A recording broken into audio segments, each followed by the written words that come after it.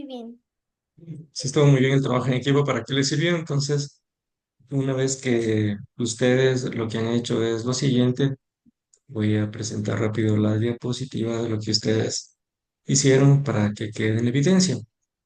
Entonces, lo que primero realizaron fue nombrar una persona que coordine el equipo y les pedí que hagan un collage grupal a partir del conversatorio sobre el método hermenéutico, ponen un ejemplo, hacen una diapositiva y ahora van a socializar el trabajo, ¿ya?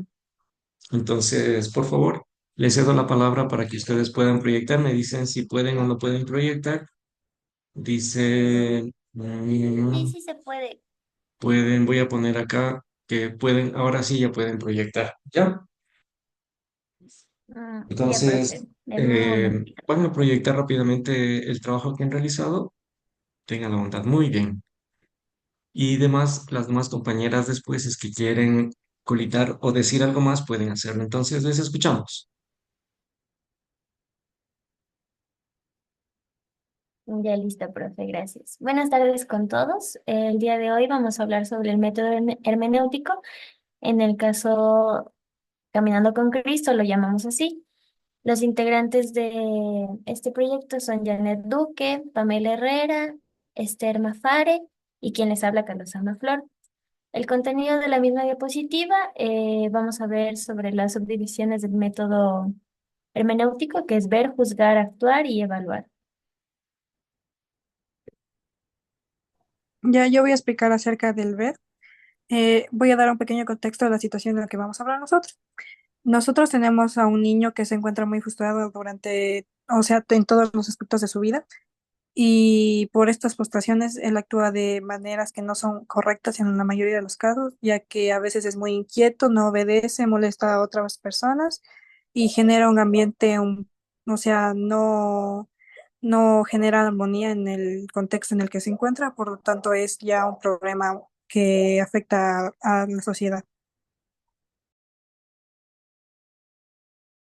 Ya, el que yo voy a decir es el juzgar, referente al contexto del el niño que se encuentra, que llama la atención, se encuentra en la escuela y su profesora lo está regañando porque al ser tan hiperactivo, al estar llamando la atención, los compañeros no prestan atención al momento de clases.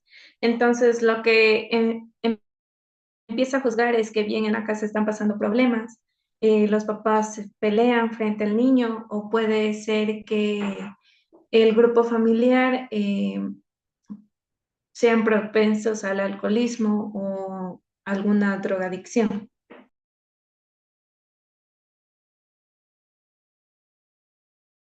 Ya, al actuar, aquí podemos ver que gracias a Dios el niño tiene convivencia con más niños y tiene una buena comunicación y sobre todo de Dios. Eh, También como tiene ayuda, el niño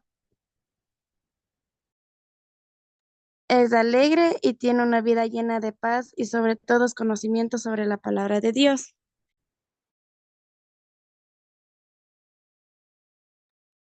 Listo. En la división evaluar, una vez recibida la convivencia, ya que el niño asistía a un colegio religioso y tenía, gracias a Dios, estos recursos, pasamos el informe a la convivencia, los dirigentes de la convivencia pasan el informe a las autoridades del colegio, quienes deciden dar un acompañamiento psicológico al niño y de esa manera poder satisfacer sus necesidades, tanto emocionales como psicoemocionales, y de esa manera, pues que su vida sea un poco más amena dentro de la realidad en la que él vive día tras día con sus padres, los cuales también reciben ese acompañamiento psicológico. Como reflexiones finales tenemos el de el siempre se debe conocer el contexto de una situación y manejarlos con el cuidado posible del mismo y el empatizar con el caso presentado, ya que muchas veces nosotros en la familia o ya sea en el mismo colegio o con nuestros, capaz que con algún allegado, siempre hemos visto la tendencia a que el niño sea muy hiperactivo y capaz que la atención en la familia no se está dando de la manera correcta y por eso el niño es como es y se comporta tal y como es frente a una realidad que pocos desconocen. Muchas gracias. Muy bien, creo que el esfuerzo ha sido muy importante frente a lo que han realizado. Me parece necesario, primero lo que ustedes dicen, es resaltar la realidad que está viviendo la persona para no evadirla.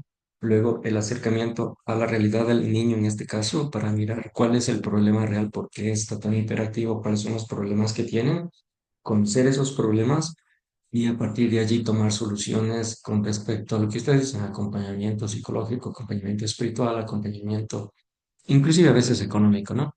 Muy bien. Entonces, a partir de allí, nosotros hemos trabajado ya este trabajo, les felicito, sí, esa es la idea, que vayamos poco a poco empoderándonos también de la clase y ayudando en el trabajo. Bien, paso rápidamente a ya la unidad uno, que se titula Fundamentos Antropológicos de la Experiencia Religiosa. Vamos a tener solamente una media horita más de clase para que ustedes también puedan ir a almorzar y todo eso.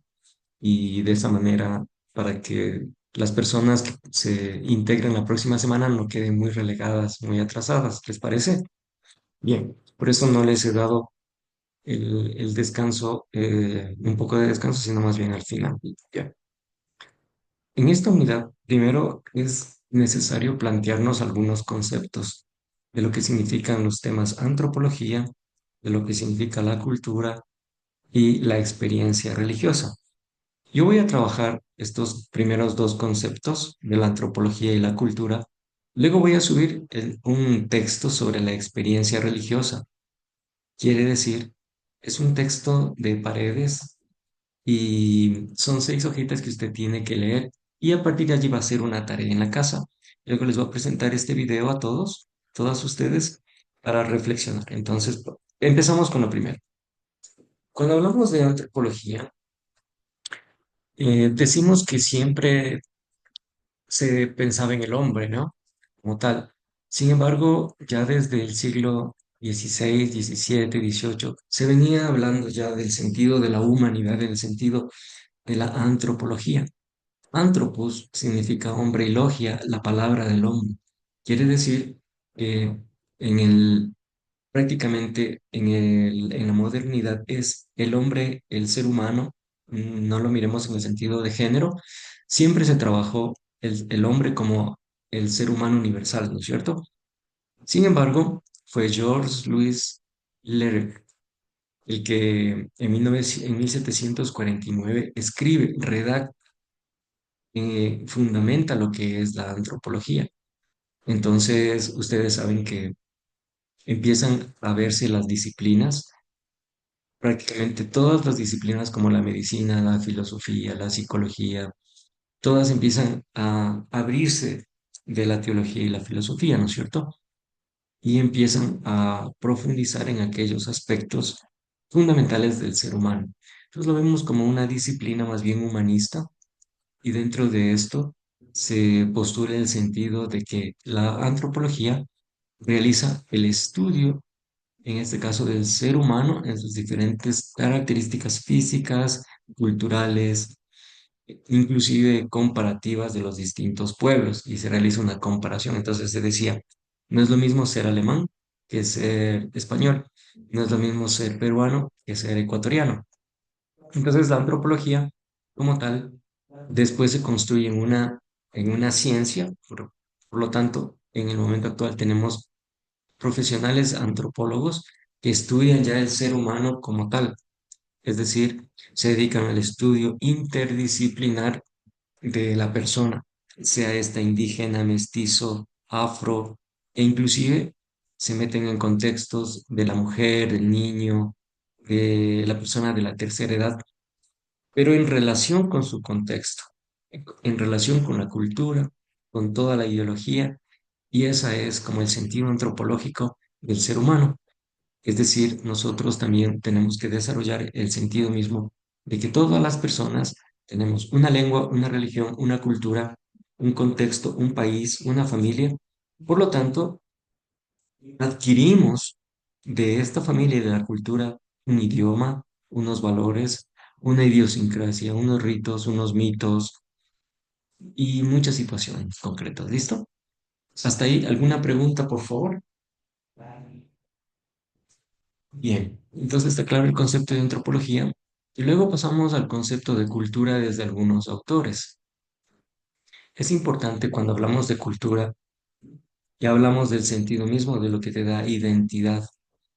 Y a partir de allí entonces vemos que Taylor habla de que la cultura, y después amplían no solamente como cultura, sino como civilización.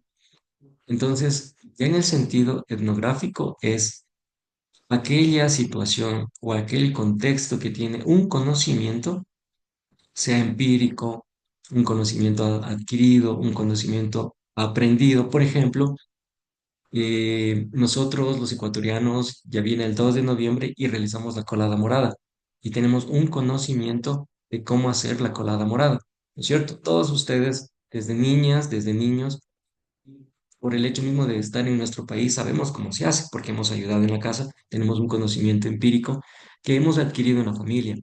En cambio, cuando viene un colombiano, cuando viene e inclusive un estadounidense y prueba y dice, ¿y esto qué es? ¿Por qué es morado?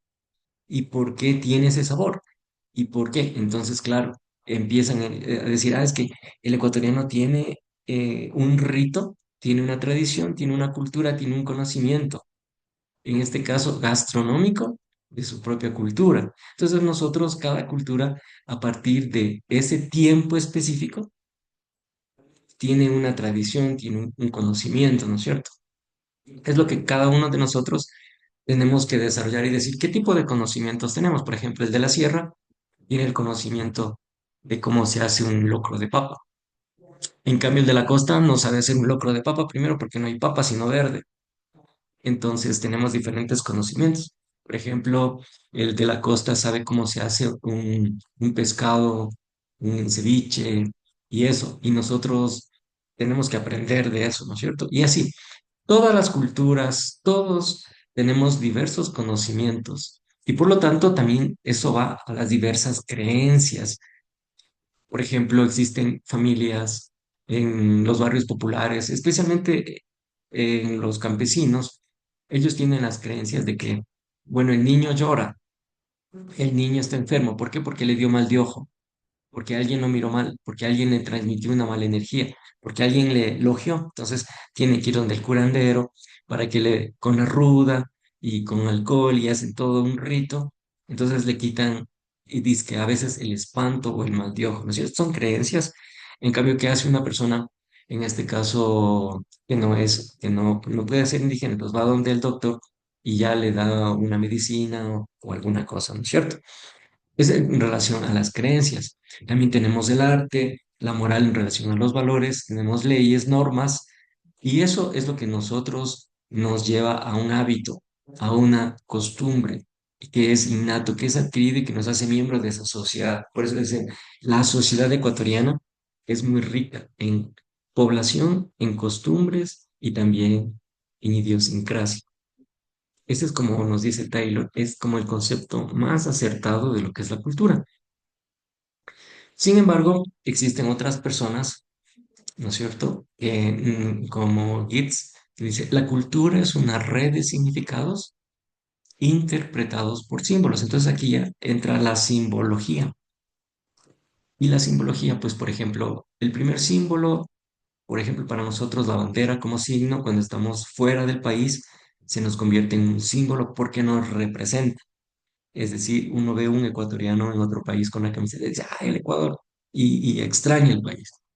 Y a partir de allí generamos una red de relaciones que nos lleva a, es que somos ecuatorianos, entonces vamos a hacer un hornado, vamos a hacer un ceviche, vamos a hacer un encocado, entonces hagamos algo, reunámonos. Es lo que nos dice una red de significados, de símbolos. Entonces, si nosotros nos ponemos a estudiar los símbolos de cada país, por ejemplo, el cristianismo tiene el símbolo de la cruz, el judaísmo tiene otros símbolos, el budismo, el hinduismo, todas las religiones tienen símbolos, ¿no es cierto?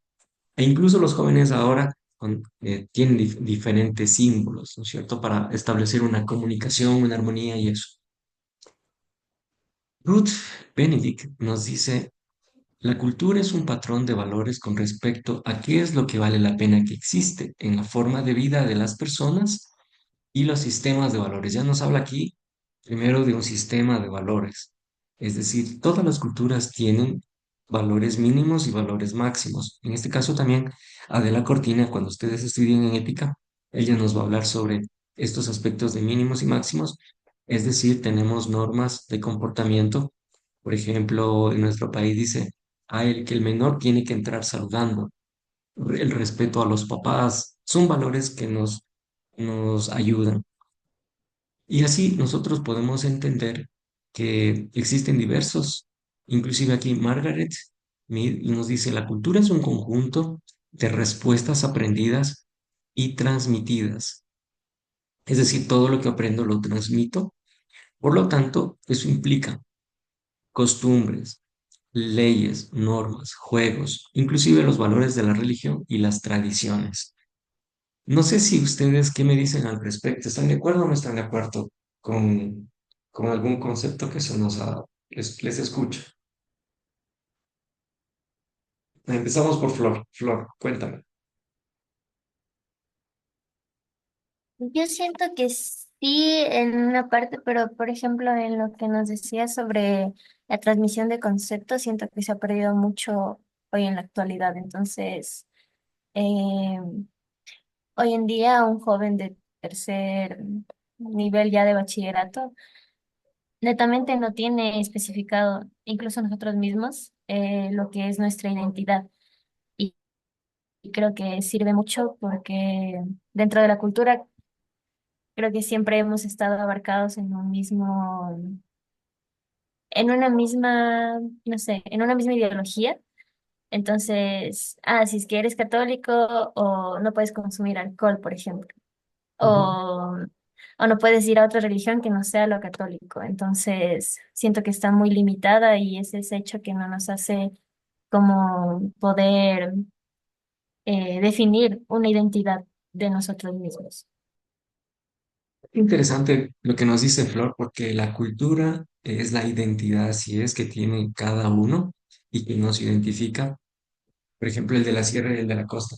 Sin embargo, aquí hay algo interesante que nos habla ya Flor y aplicando el método de hermenéutica, ella enseguida aplicó y dijo, sí, ellos nos dicen estos conceptos, pero en la práctica los estamos perdiendo. Por ejemplo, estamos perdiendo los símbolos, las tradiciones, los valores, las buenas costumbres. Entonces, ¿en qué estamos? O sea, ese es el trabajo que tenemos los educadores.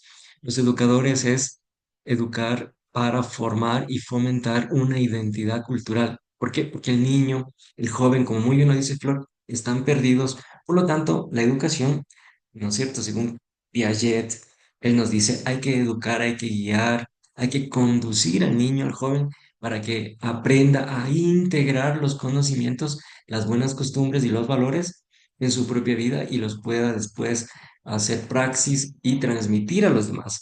¿Por qué? Porque de lo contrario, por eso son los padres, los educadores, los que tenemos ese deber. Y después ustedes también. Es decir, la identidad del ser humano es hasta los 25 30 años. Y a partir de allí, entonces ya, si los perdió, y si no, ya, también, ¿no es cierto? Muy bien, gracias, Flor. ¿Alguien más que quiera decirnos algo, por favor?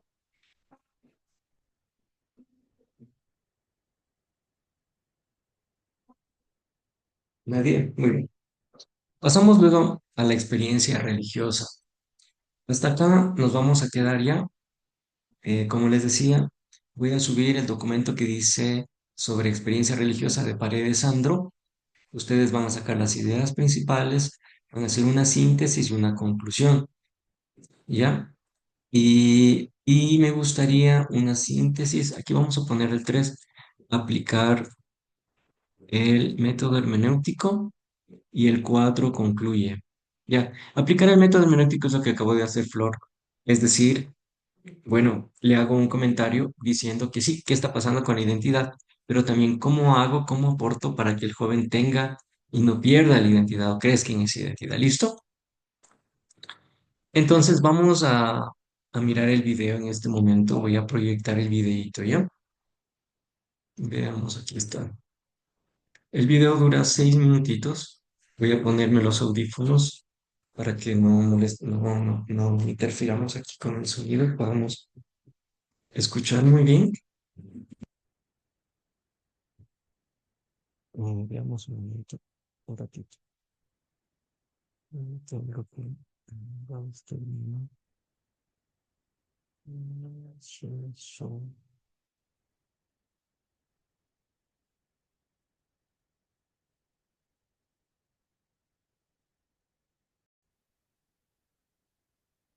Me avisan por favor si logran escuchar el video. El concepto de religión es muy amplio. Por un lado, podríamos hablar de religión desde su conocimiento teológico-filosófico, enfocada a los dogmas, lo trascendental, el animismo, que se centra en los misterios de la naturaleza, el miedo a la muerte o el más allá. Pero cuando hablamos de religión en el ámbito antropológico, estamos hablando a su vez de funcionalismo, de aspectos pragmáticos, como es el caso del totemismo de los aborígenes australianos, relacionado con la organización social, o lo que Durkheim define como hechos sociales. Weber optó por una religión más moderna, como es el caso del protestantismo calvinista. Durkheim y Weber son, sin duda, los auténticos maestros del pensar, los fundadores indiscutibles de la teoría social contemporánea. Para Durkheim, el papel más importante de la religión es su función social. La religión es una especie de conciencia colectiva elemental, posiblemente la más elemental que haya existido nunca, y cuya finalidad es garantizar la integración social de las sociedades basadas en la solidaridad mecánica. Pero al lado de este objetivo principal, hay otro que Durkheim denomina secundario, y que consiste en renovar la teoría del conocimiento que anteriormente dictaron David Hume y Kant, y sostiene que el origen de las categorías del conocimiento solo puede ser uno: la sociedad humana donde cada individuo ha sido educado. Durkheim sostiene que la religión desarrolla dos funciones: una función aparentemente que es cognitiva, la de explicar el mundo, y otra latente que garantiza la integración social. No podemos entender el fenómeno religioso sin un simbolismo ritual. Los ritos se fundamentan en la supervivencia mediante el mito, y es lo que denominamos primitivismo, una moral religiosa que será postergada tras la instauración de las leyes. Podemos clasificar dentro del funcionalismo de la religión 4 características que siempre se repiten: la cosmovisión, el origen de todo. Esta ofrece estabilidad al grupo social, además de un control económico que podemos ver en las investigaciones de Max Weber, y un control psicológico del grupo a través de la religión. Algunos autores a destacar dentro de esta corriente son Talcott Parsons, Malinowski y Clifford Geertz, quien define la religión como un sistema cultural o ethos, basados en los sentimientos o las motivaciones de las personas religiosas. Véase sus trabajos sobre Marruecos o Indonesia. Según Geertz, debemos atender al comportamiento, valores, actitudes, estética, temperamento o emociones. En su ensayo Ritual y Cambio Social, un ejemplo javanés publicado originalmente en el año 1957 en American Anthropologist, Geertz trata las cuestiones del equilibrio y el antagonismo, la integración y el conflicto y los procesos de continuidad, discontinuidad vinculados a los sistemas sociales y culturales. Para ello, parte de una crítica al funcionamiento antropológico tradicional en su interés particular por el estudio del cambio social. El énfasis puesto sobre sistemas en equilibrio, sobre una homeostasis social y sobre cuadros estructurales atemporales conduce a una tendencia a favor de sociedades bien integradas, en equilibrio estable, y a una tendencia a asignar importancia a los aspectos funcionales de las usanzas y costumbres sociales de un pueblo antes que a sus implicaciones disfuncionales. En los anales de la religión, este enfoque estático y ahistórico condujo a una concepción algún tanto ultraconservadora del papel de los ritos y de las creencias en la vida social. Por otro lado, tenemos otro punto de vista enfocado a la sociología, que considera la religión como una dadora de significado a la propia vida, la religión como una actividad social, alguna con razonamientos lógicos y otros mágicos, pero siempre con un comportamiento repetitivo y estereotipado. Los pioneros de esta disciplina fueron Durkheim, Weber y Marx. En general, los sociólogos se han ocupado de las religiones históricas en las sociedades occidentales y de los efectos de la secularización sobre esos sistemas religiosos y sobre estas sociedades. Los antropólogos, por su parte, se entregaron durante largo tiempo a lo que constituyó la actividad distintiva de la disciplina, el estudio de las sociedades primitivas, tribales y posteriormente las campesinas. A la hora de poner en práctica un estudio antropológico de las religiones, debemos seguir unas pautas. Lo primero es centrarnos en el ritual, que según Durkheim son las características observables. Después debemos interpretar su simbolismo y ver la influencia que tiene sobre los religiosos y los fieles o adeptos a esta religión.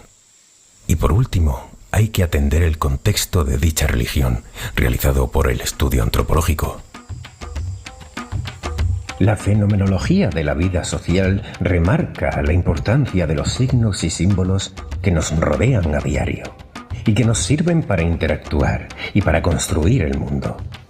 Se ocupa especialmente de los esquemas mentales y corporales que conforman la matriz simbólica de las actividades, prácticas, conductas, sentimientos y juicios de los agentes sociales. Por estos agentes sociales del mundo. Lo novedoso es la aparición de la ciencia cognitiva de la religión, que es posterior a la antropología de la religión y la sociología de la religión. Esta aparece a partir de la revolución cognitiva que se dio en los años 50. Véanse los trabajos de Gurdjieff, Spieber o Thomas Lawson, que vienen proponiendo un enfoque naturista radical, aunque de un naturalismo definitivamente opuesto al de la antropología de la naturaleza de Philip Descola. El neointelectualismo y la ontologización finalmente han llegado a considerar la religión como un fenómeno cultural que es ajeno a la evolución. En el caso de las corrientes anteriores, me parece que hay algunos autores y textos más exitosos que otros, a la hora de desarrollar un análisis de caso o de usar los ejemplos etnográficos como fundamento empírico de la teoría. Pero creo que si algo tienen todos en común, son los dos rasgos siguientes. Una justaposición de casos y generalizaciones, que más que fundamentar empíricamente, evocan la fundamentación y el olvido sistemático de las condiciones políticas concretas de la vida cultural humana. Dos problemas, en mi opinión, íntimamente relacionados.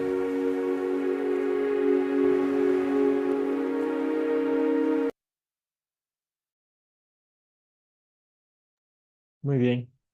Entonces, ¿qué tal les pareció la cuestión del video? Vamos a aspectos relevantes que me llaman la atención. Entonces, justamente está aquí, preguntas del video, aspectos relevantes, alguna idea principal o alguna conclusión que usted quiera sacar. Entonces, tenemos aquí tres aspectos que usted puede, bueno, compartirnos, ¿no? A ver, ¿quién desea decirnos qué le llamó la atención del video? Un aspecto relevante, una idea principal y una Yo, profe. conclusión. Ya, a ver, díganos. A mí lo que me pareció interesante fue cuando habló sobre el papel de la religión, y es que el papel de la religión como que en la sociedad era incrementar la integración social, o sea, como que dar el paso para que la sociedad mejore y tenga mejores condiciones sociales. Perfecto. Muy bien, entonces nos dice que todas las sociedades, aquí le llaman sociedades primitivas, tienen necesidad de un profesional que estudie estos signos, los símbolos, pero también que nos diga cuál es su significado, porque son muy importantes en la sociedad saber qué ritos, qué mitos e incluso cuál religión tenemos, porque la religión siempre marca un criterio, una conducta, unos valores. Muy bien, gracias, Pamela. ¿Alguien más? ¿Alguna idea principal? ¿Alguna conclusión?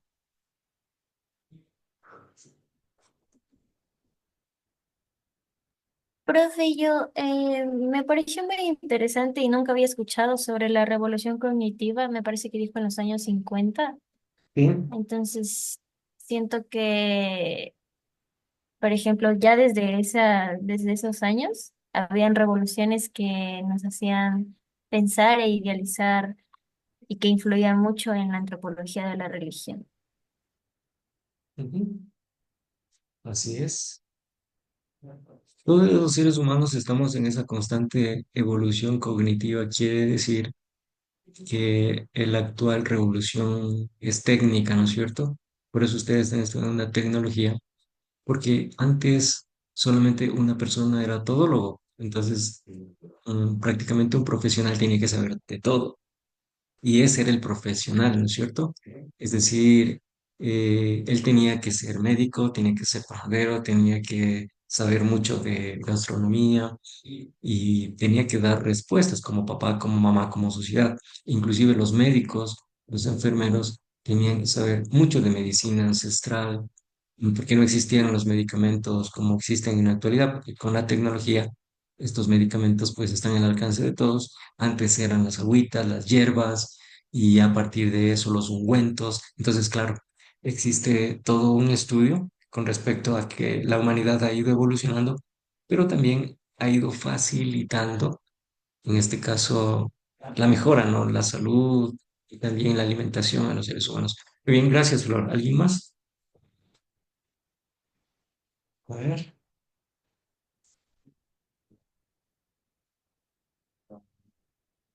¿alguien que desee decir algo?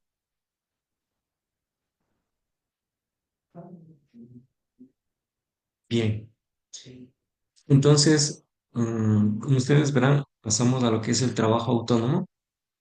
Ustedes, a partir del sílabo, van a realizar un ensayo de 2 paginitas, ¿ya? En ese ensayo va a valer 5 puntos y el tema es la antropología cultural del autoconocimiento.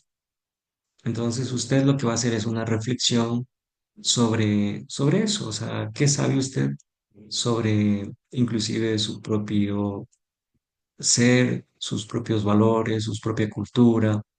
Es decir, usted le pone un tema, le pone un objetivo, desarrolla y también se puede ayudarle una referencia bibliográfica. Entonces, en estas 2 paginitas, luego yo voy a habilitar en el ABAC la primera unidad para que usted la próxima semana, una vez que presente, pueda subir el trabajo.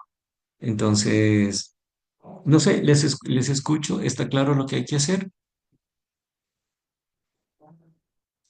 Hola.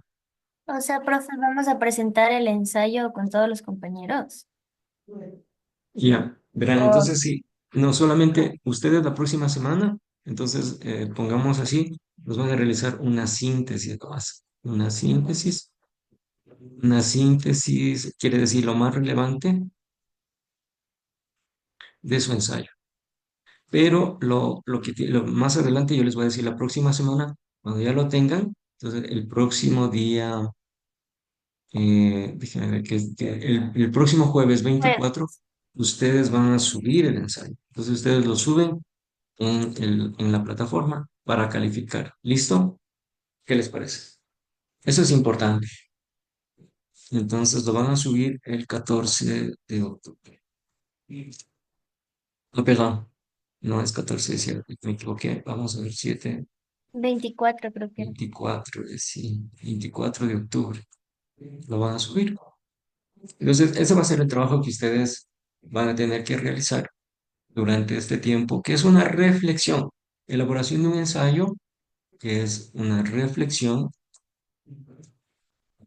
de todo lo que hemos visto, de todo lo que hemos hablado sobre la antropología cultural como autoconocimiento. Entonces ustedes aquí hablan, por ejemplo, yo pudiera poner las 3 preguntas, ¿no? ¿Quién soy? ¿De dónde vengo? ¿Hacia dónde voy? Pudiera ser, ¿no? No sé, esas son como las preguntas que se realiza la antropología. ¿Quién soy? Después, ¿de dónde vengo? Como para que usted haga una autorreflexión y hacia dónde voy. Esas son las preguntas claves de la antropología que usted puede decir, bueno, ¿quién soy? Bueno, soy una persona. ¿Quién soy? Soy ecuatoriano. Ahí viene la identidad que ustedes decían, ¿quién soy? Bueno, soy latinoamericano. ¿Quién soy? Bueno, soy montubio, soy afro, en este caso mujer, hombre. ¿De dónde vengo? Una familia. Exacto, ¿hacia dónde voy? Entonces ustedes ponen el objetivo, hacen su ensayo, ponen un tema, el desarrollo del tema y se ayudan con una bibliografía. Y la próxima semana nos cuentan sobre su ensayo en unos 3 4 minutos. ¿Les parece? ¿Está claro lo que hay Sí, que hacer? profe. Ya. Ahora, eh, eso sería, ya de ahí ya toca seguir preparando para la siguiente clase. Entonces, me Profe, gustaría, dígame. perdón, una consulta. Tal vez antes del video proyectó, creo que era una diapositiva, antes del enlace del video, y no le pude tomar captura. No, más abajito. Después de esa. Aquí, este, mm, acá. Eso sí, no esperé. ¿Cuál era? Bueno, esta es la tarea, ¿no es cierto? Fueron al Break Rooms. Después de Ah, sí. eso, ya presenté la unidad uno a nivel conceptual. Este es el enlace del video que acabaron de ver. Sí, y antes de Sí. eso no había otra tarea, ¿no, verdad? Sí, había una tarea que la realizaron ustedes como grupo, una tarea grupal. Ah, ya. O sea, profe, yo le entendí que nos iba a mandar a leer un texto y de ahí teníamos que sacar ideas Sí. principales, síntesis y aplicar el método. Ah, así Entonces, es esa diapositiva, profe, porfis. Ya, Más no, entonces abajito. estamos acá abajo. Aquí, en la cultura. A ver, ¿dónde ya se corrió para arriba? Creo. A ver, sí. A ver, ¿dónde está? Ya, aquí está. Ujú. Ah, este es, sí, sí, sí. Ya, profe, Bien, gracias. sí. A ver, entonces, ¿cómo vamos a empatar? ¿Cómo vamos a empatar con el ensayo, ya? Este es un trabajo de lectura que usted prácticamente a 2 o 3 veces van a leer. Es sobre la experiencia religiosa y a partir de allí usted puede subrayar las ideas principales, puede hacer su propia síntesis, puede aplicar el método hermenéutico y sacar una conclusión. Entonces, yo pudiera ponerle aquí, vamos a hacer una sola cuestión. Entonces aquí usted puede sacar eh, ideas principales, síntesis, una hojita está bien, una hoja. ¿Sí está bien o no? Una hoja, una hojita de trabajo. No quiero más, una hojita. Usted pone su nombre, el encabezamiento, pone lectura, y hace eso. Y después de esto empatamos entonces para que no quede suelto. Perdón, entonces esto es acá arriba. Ahí está, conclusión, experiencia religiosa. Y aquí empatamos con esto. Entonces, esta sería la tarea, la primera tarea. Y después le empatamos. Vamos a unir esto. Le empatamos con esto y aquí serían dos paginitas, ¿ya? ¿Les parece si hacemos eso? Entonces, esto vendría acá. eh, Control X para que haya un solo trabajo, ¿no? Entonces, ya, trabajo autónomo. Entonces, la lectura, realizan una hojita de esto y después pasan a la siguiente. Entonces, esta es elaboración de un ensayo, conclusión en 2 páginas y a partir de allí, entonces ustedes dan respuesta a esas preguntas, ponen un tema y desarrollan en 2 hojitas, nada más. Entonces, en total, el trabajo Tiene 3 páginas. ¿Listo? ¿Les parece?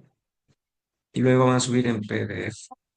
Sí, ¿Qué les parece? sí, profe. Ahí ya tenemos Playground. Más bien, gracias por estar pendientes de que tengan la idea clara. Eso sería, no sé si tienen alguna pregunta, alguna inquietud.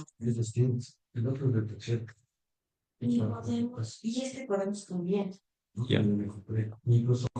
Listo. Entonces, de mi parte, primero yo les agradezco mucho. Vamos a dejar por ahora hasta aquí para que la próxima semana, si vienen más estudiantes, como es la primera clase, no se vayan un poco a atrasar demasiado. Entonces, y van a tener esto media horita, estos 20 minutos para descansar antes de entrar a la siguiente clase, ¿les parece? Bien. Entonces, ¿tienen alguna duda, estimadas jóvenes? Flor, Estela, Pamela, Janet, ¿tienen alguna duda? Bien, de mi No, profe. parte. Ujú. De mi parte, yo les agradezco que tengan una buena tarde y un excelente fin de semana también, como ya es jueves. Y de mi parte, nos vemos la próxima semana. Quedo atento, si tienen alguna inquietud, pues me escriben. ¿Listo? Listo, profe, muchas gracias. Listo. Gracias, profe. Que Bueno, tenga que buena tengan una buena tarde. tarde. Hasta luego, gracias.